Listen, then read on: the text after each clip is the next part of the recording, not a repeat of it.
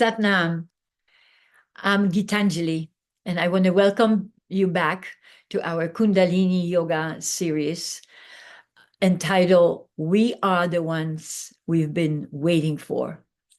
And in this episode today, I want to share with you more about Kundalini Yoga, what it is, and my own practice with it, my own experience with it. Plus, in addition to that, I want to maybe reflect or introduce to some of you the the technology and the teachings, which I feel that especially now are very relevant, very important to know. So, starting with when I was introduced to Kundalini Yoga was, of course, an accidental thing, which we know it wasn't. And I was very skeptical at first about Kundalini Yoga, like, yeah, all right. But then, at first I would sign up for a class once a month. But living in New York City, even that was difficult to find the time for yoga class back in the 80s. But then I've noticed the subtle changes. When I looked back, I really liked the changes in myself that I've noticed 6 months later. So I was, getting more into it, and I wanted to learn more, and started to come to yoga class every week, and that wasn't enough. So then I twice a week and 3 times a week, and then I was like, I can't go a day without Kundalini Yoga. This took time, it was over a period of several years until I really, really fell in love with it and decided to become Kundalini Yoga teacher, and then moved out of the city into the forest in the Catskills and opened Satnam Yoga Center. We've been open now for 18 years, almost 19. So in this episode, I want to dive into what is Kundalini Yoga. There are over 20 kinds of yoga, and Kundalini Yoga is one of them. It's sometimes called the Raj Yoga. It's a yoga of householders, as opposed to Hatha Yoga, which comes from Brahmin priests and monks tradition. Kundalini Yoga is for householders, for people who run their own business, who are married, have children, have to pay bills, make money, travel, and they don't have time to sit 12 or 18 hours in the cave and meditate. And then that's when Kundalini Yoga came in, because the busy people need to be healthy and happy and holy, and started practicing Kundalini Yoga. It comes from Sikh tradition, which is practiced mainly in Punjab, which is the northern part of India. Anyway, Kundalini Yoga is based on very powerful breath and many different kinds of breath.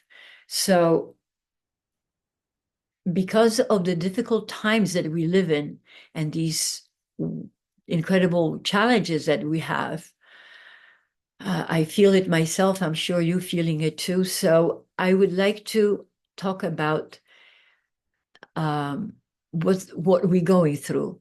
And what we're going through is the entry or shifting into the Aquarius age. We coming from the Piscean age into Aquarian age. It's a very different vibrationally,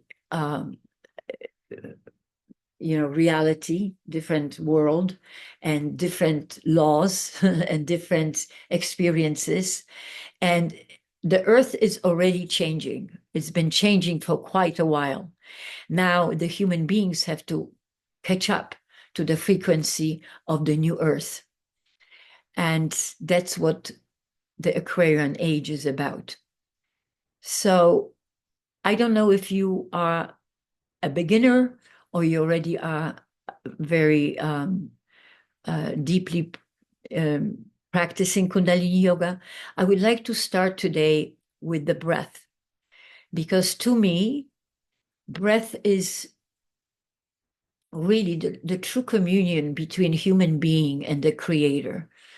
Also, the breath, when it comes in and out, it holds our soul in our physical body, which is our temple. Okay. And the breath has to be very full and powerful and controlled. It's mechanical, cannot be automatic. And it takes time to practice this mechanical three-part yogic breath. So I teach that every Sunday. It's called the Bliss of Pranayam.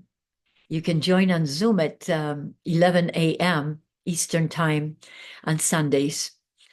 So the breath is a mechanism, or it's a tool that helps us to control our mind. And our mind is like a monkey mind that produces 1,000 thoughts per one eye blink. And in order to find calmness and stillness, we practice conscious breathing, which is the three-part yogic breath. There are many other breaths, and I will mention them as well. And over a period of time, I will teach you how to practice.